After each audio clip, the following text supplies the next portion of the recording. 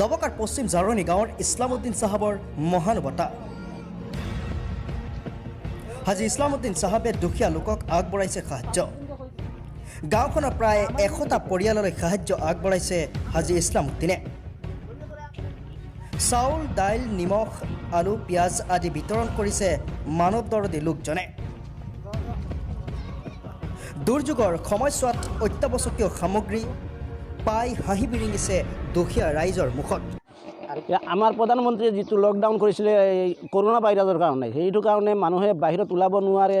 বজাৰ কৰিব নোৱাৰে দুখীয়া মানুহক খোৱা বোৱাৰ অভাৱত মানুহে ঘৰৰ পৰা ওলাব নোৱাৰে সেইটো কাৰণে মই নিজৰ পুঁজিৰ পৰা